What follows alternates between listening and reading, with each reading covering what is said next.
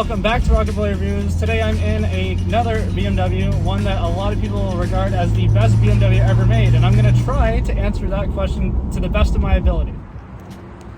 So what I have here is a 2002 BMW E46 M3, and I have a big question for this car. Is the E46 platform the best M3 platform that you can buy? Stay here to find out.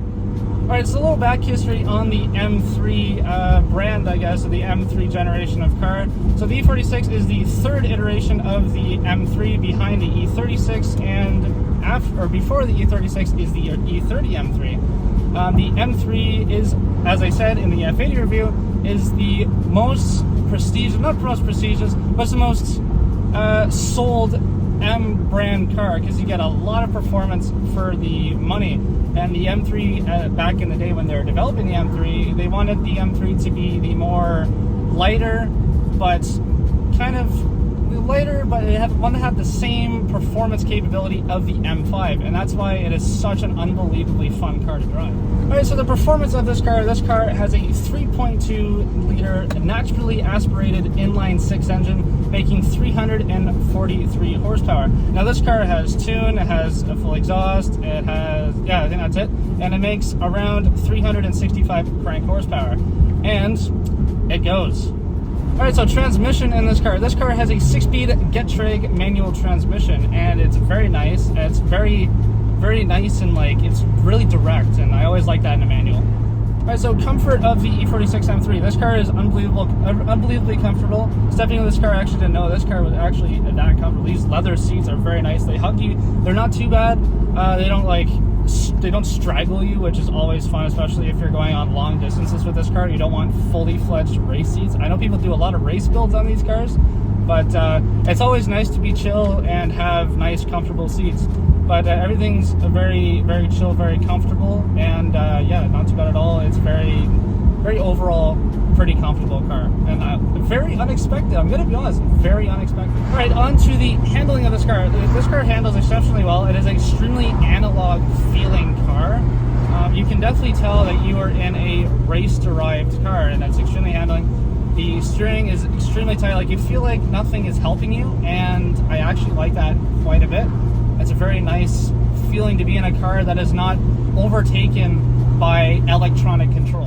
All right, on to the Walkaround. This is a very nice titanium silver car, very beautiful. I love this car in this color. It looks unbelievable. Also, these very nice headlights, very modern looking for how old it is. As you can see here, you have these Indy 500 tires, and if you look, you have very nice 19-inch CSL rims with these Indy 500 tires.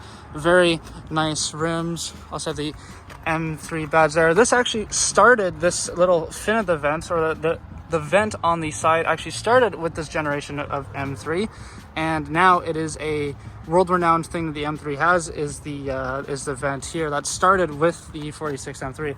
Also, this bulge on the hood actually started with the sorry guys, E46 BMW M3 that started here in the E46, but now it is continued on all M3 cars to this day. Very nice side profile car. I love this car. Obviously, you have his Instagram. I'll drop that in the description below. Very nice. That's another thing that this car actually started with the E46 M3 is the quad-tipped exhaust. So any M3 from the E46 on also has these quad-tipped exhausts. That is still a very nice thing. This car also has the Super Sprint catback exhaust. That sounds absolutely amazing, as you guys saw in the sound clips.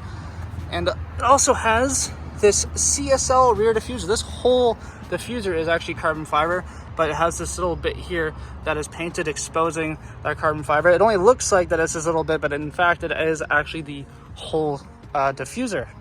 M3 badge on the side there. Very nice. This car is absolutely beautiful. It looks amazing, and for how old the car is, this thing looks brand new. Okay, stepping into the interior of this E46 M3, you're met with these very nice leather seats, very simple leather seats, but also have these very nice bolsters to hold you in tight. Also have back seats, which is never a bad thing in a car. Manual 6-speed transmission. Stepping in, met with a very nice, simple, I love simple steering wheels. Very, very, very nice. You also have the M badge there. Of course, your analog gauges, because, well, digital in 2002 wasn't an unbelievably common thing as it is now. Very simple. I love how simple this car is. Also, these very nice M3 mats and your M3 badge on the side. Very nice car, and you can definitely tell that you're in an M3. I'll give you guys a little startup sequence on this E46 M3. Very nice little purr sound. I love the sound of this engine. So fuel economy of this very clean E46 M3, 50 miles per gallon in a city, 22 miles per gallon on the highway, and that's for a combined total of 17 miles per gallon. It's also equal to 13.8 liters per 100 kilometers. Actually better than the F80 M3. I'm guessing that's because it's a more powerful engine, but not too bad at all. I also have to show off this incredibly beautiful engine. So this is the S54 B38 engine, which is a 3.2 liter V6 or inline six, but you guys have already heard in the performance version. This engine has independent throttle bodies, and this is the Vanos node, which tend to fail, but this car has been done all the regular maintenance by the owner. Also with the rug bearing issue, and there's one other that I can't forget, but it's called the Big 3, and a lot of the other BMW guys, you guys will know what that means.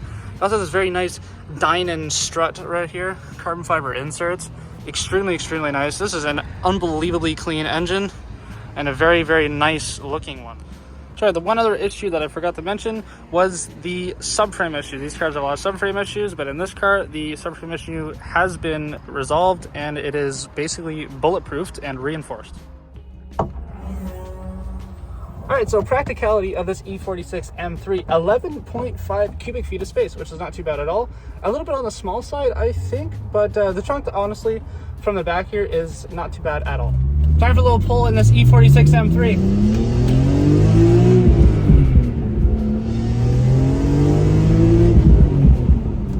Yeah, it goes pretty good. Very nice. All right, so things that I like about this car. I've known that this car is actually like really comfortable. I know I said that in the comfort portion. This car is actually very, very, very, very comfortable, which is honestly, I was very shocked about that to begin with. The steering wheel is also extremely nice. The transmission is very direct, as I said. Very nice. Power delivery is unbelievable, super linear. It kind of has that VTEC feel when you hit 4,000 RPM, where you get more torque and then you get all the way to 8,000 RPM. It feels so nice. Very nice car. I love how simple the interior is. I love how simple everything is. It's just a very nice car overall. I know I say that all the time in reviews, but a very nice car overall. There's a couple other things that I really like about this car. This car has the golden ratio of BMW, the 50-50 weight distribution, which you can never go wrong with. This car also has a limited slip differential, which is awesome if you like to go on the track. Those are some loud bikes. That's awesome if you like to go on the track. Another thing which a lot of owners of these cars are very much approve of, these cars are going up in value because, as the title suggests, these cars are regarded as one of the best BMWs ever made, and the best M3 ever made. That's a lot of people's opinion, not just mine. But another couple points for you guys. Other than this car having the big 3 maintenance problems, this car actually has a pretty damn good reliability rating of 4.8 stars out of 5. Not too bad. I know these cars' engines, the S54 is a bulletproof engine.